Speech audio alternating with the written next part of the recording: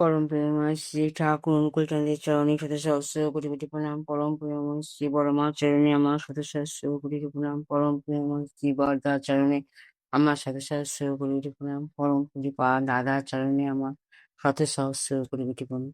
বর্তমান আচার্য দেবের চরণে আমার শত সহস্র কোটি কোটি প্রণাম। উপস্থিত ভক্তমণ্ডলীগণ যারা যাদের শুনছেন তাদেরকে জানায় আনন্দ জয় গুরু। আমি আলোচনা প্রসঙ্গে ঠাকুরের সম্বন্ধে কিছু পড়ে শোনাচ্ছি। পরম প্রেমময় শ্রী ঠাকুরের আলোচনা প্রসঙ্গে লেখা আছে যে শ্রী শ্রী ঠাকুর তার আলোচনা বিষয়টি লিখেছেন, একমুখী অবিচল ভালো লাগাটাই ভক্তি। উক্ত বিষয় তিনি বাংলা ভাষায় অত্যন্ত প্রাঞ্জলভাবে নিজ জীবন অভিজ্ঞতার আলোকে বিষয়টা উপস্থাপন করেন।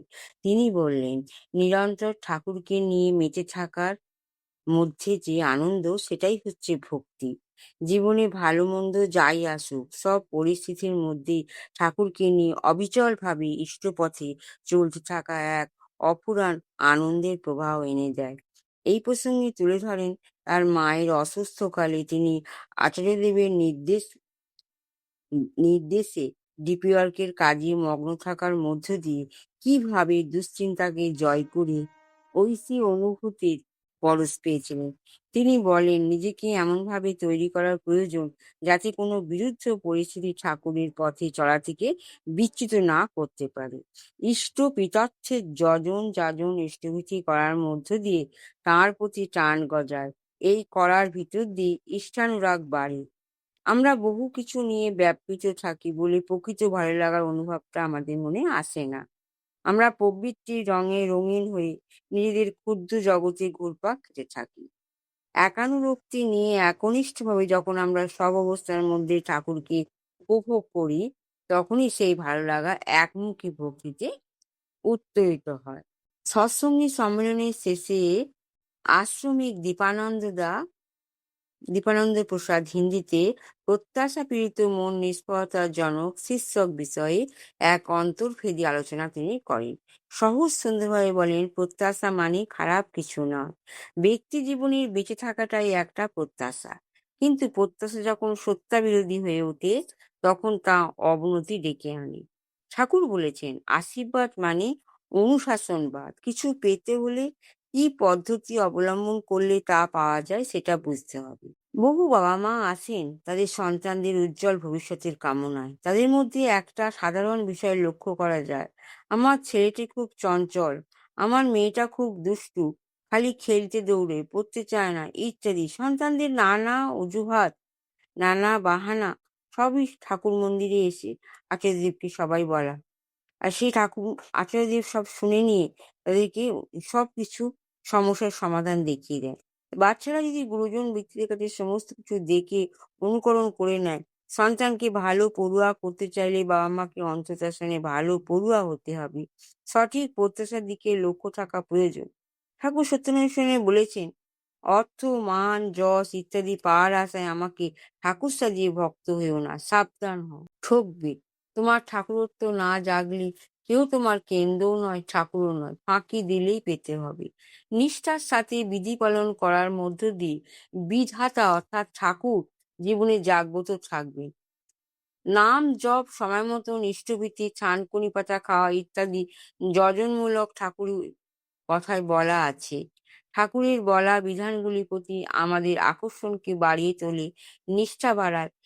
আমরা মান যশ অর্থ সবকিছুই চাই, আর ঠাকুর তখনই বলেন, শুধু এগুলো পাওয়ার জন্য আমাকে ভালোবাসলে। ঠাকুর কিন্তু তখন সেখানে ভালোবাসাটা কিছু করেন না, মানে ঠিকভাবে নেন না। ঠাকুরকে ভালোবাসতে গেলে এসব চাইলে হবে না। অর্থ মান যশ এসব চাইবো কেন? ঠাকুর তো বলেইছেন যে তার বিধি অনুযায়ী, ঠাকুরের বিধি নীতি বিধান, ঠাকুরের যজন যজন ইষ্টভীতি, এগুলো ঠিক ভাবে যদি নীতি নির্ধারণ ভাবে করা যায়, তাহলে কিছু চাইবার দরকার হয় না, সবকিছুই একটার সঙ্গে একটা পাওয়া যাবে। পরম প্রিয়ময় শ্রী ঠাকুরের মূল কথা হচ্ছে ঠাকুরকে ভালোবাসতে হবে।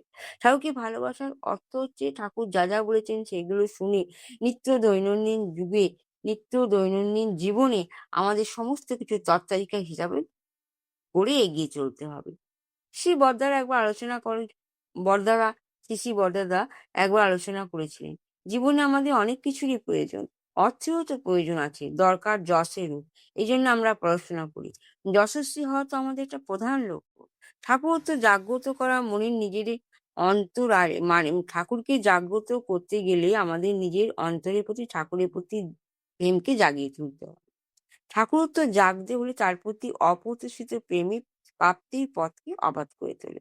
কি সুন্দর ঠাকুর এখানে মানে বরদা আমাদের পিসি বরদা বলেছে, ঠাকুরকে পেতে গেলে আমাদেরকে কি করতে হবে? ঠাকুরের প্রতি প্রেমকে বাড়াতে হবে।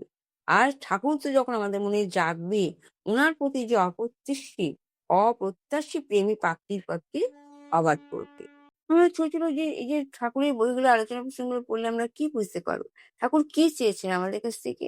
আমাদের কাছ থেকে ঠাকুর চাননি যে ঠাকুর কি এমন জিনিস আমরা দেবো, সেই জিনিসটা ঠাকুরেই থাকবে। সেটা হচ্ছে অবাধ প্রেম, সেটা হচ্ছে নিষ্ঠা, আর কি ঠাকুরের প্রতি ভালোবাসা। যদি এই জিনিস দুটো থাকে তাহলে পরম প্রেমময় শ্রী ঠাকুরকে আমরা অতি সহজেই বুঝতে পারবো যে ঠাকুর আমাদের কাছ থেকে কি চাইছে। ঠাকুরকে প্রেম করে, ঠাকুরকে ভালোবেসে, ঠাকুরকে নিষ্ঠাভাবে ঠাকুরের নাম ধ্যান অগণিত ভাবে করতে হবে। আর ধ্যান নিষ্ঠাভাবে করতে হবে, তবেই পরম পিতাকে আমরা বুঝতে পারবো। ঠাকুরের নীতি বিধি বিধান আলোচনা প্রসঙ্গ করে আমরা নিজেকে আরো সজাগ করে তুলবো। পরম পিতাকে নিয়ে চলা যেরকমই সুন্দর, ঠিক সেরকমই কঠিন পথ। কেউ ভাবে যে ঠাকুরকে নিয়ে চললাম সকালে সন্ধ্যে ঠাকুরের ধ্যান করলাম হয়ে গেল, কিন্তু না। ঠাকুর যে নীতিগুলো আমাদের দিয়েছেন সেগুলোকে পুঙ্খানুপুঙ্খানু ভাবে নিজের চরিত্রে চরিতার্থ করতে হবে। তবে তো আমি সবাইকে বলবো যে আমি শিখেছি, তুমি বেশ শেখো, তোমারও লাভ হবে। ঠাকুরকে নিয়ে চলতে গেলে আমাদের জীবনে দৈনন্দিন জীবনে অনেক কাজই করতে হয়। সে কাজগুলোকে অনুশাসনের মাধ্যমে করতে হবে। অনুশাসনের মাধ্যমে কাজগুলো করলে আমাদের কোনো কষ্টই আসবে না। তখন আমাদের দৈনন্দিন জীবনের তালিকা অনুযায়ী পরমপিতাকে আমরা ঠিকভাবে বুঝে নিয়ে এগিয়ে চলতে পারবো। তাহলেই আমাদের মধ্যে ঠাকুরত্ব জেগে যাবে। আর ঠাকুরত্ব জেগে গেলে আমাদের মনে ঠাকুরের প্রতি প্রেম, ভালোবাসা, শ্রদ্ধা এগুলো একের পর এক আসবে। যেমন আমরা কোনো জায়গায় বেড়াতে গেছি, আমরা আমাদের জন্য সবার জিনিসপত্র কেনাকাটি করছি। সবার বাড়িতে সবার জন্য। যে কটা মেম্বার আছে, কিন্তু আমরা পরমপিতার জিনিস কিনলাম না। এতে কি ঠাকুরকে ভালোবাসা হলো? না। সবসময় আমাদেরকে মনে করতে হবে ঘরে আমার দয়াল তো রয়েছে, ওনার জন্য কিছু না কিছু কিনে নিয়ে থাকি। কিছু না কিনলেও একটা ধূপকাঠির প্যাকেটই তো কমসে কম নিয়ে যায়। এরপর আমি ওখানে বেড়াতে গেছিলাম ওই জায়গাতে। আমি আমাদের জন্য সবকটি ধূপকাঠির প্যাকেট নিয়ে এসেছি। এখানে তো এই ধূপকাঠিটা পাওয়া যায় না। এই হচ্ছে ঠাকুরকে ভালোবাসা। অন্তর দিয়ে ঠাকুরকে ভালোবাসে, ঠাকুর নিজের মাথাতেই বুদ্ধি দিয়ে দেবে যে ঠাকুরের জন্য ঠাকুর চাহিদা বেশি না। ঠাকুর যেটুকুনি চাইলে ঠাকুরকে আমরা ভালোবাসি, নিষ্ঠাভাবে ভালোবাসি। এই ভালোবাসার মাধ্যম দিয়ে ঠাকুর আমাদেরকেও ভালোবাসবে। আমি যদি একটুখানি ভালোবাসি, পরম পিতা আমাকে অগাধ ভালোবাসবে। আর সেই ভালোবাসার বলবুতে আমার যা যা পাওয়া সেগুলো আমি পেয়েই যাবো। তার জন্য আমাকে চিন্তা করতে হবে। তাই পরম পিতাকে নিয়ে আপনারাও চলুন। ঠাকুরকে নিয়ে চললে আপনাদের মনের মধ্যে যে ক্লেশ সেগুলো দূর হয়ে যাবে, অবসাদ দূর হয়ে যাবে, চিন্তা দূর হয়ে যাবে। সবসময় মনে আসবে শান্তি। অপার শান্তি আমার ঠাকুরের চরণেই আছে। কেউ আপনাকে শান্তি কিনে আলাদা করে দেবে না যে আমি কিনে দিলাম তুমি নিয়ে যাও। কিন্তু ঠাকুরকে ডাকলে ঠাকুরের চরণে শান্তি পেয়ে সবাই শান্তি ভোগ করতে পারে। তারা আসুন চলে সবার মঙ্গল কামনা করুন। যে যেখানে যেভাবে আছেন ভালো থাকুন, সুখে থাকুন, শান্তিতে থাকুন। সবার মঙ্গল কামনা করে আমি আমার বাণী বিরাম নিচ্ছি। জয় গুরু, বন্দে পুরুষোত্তম।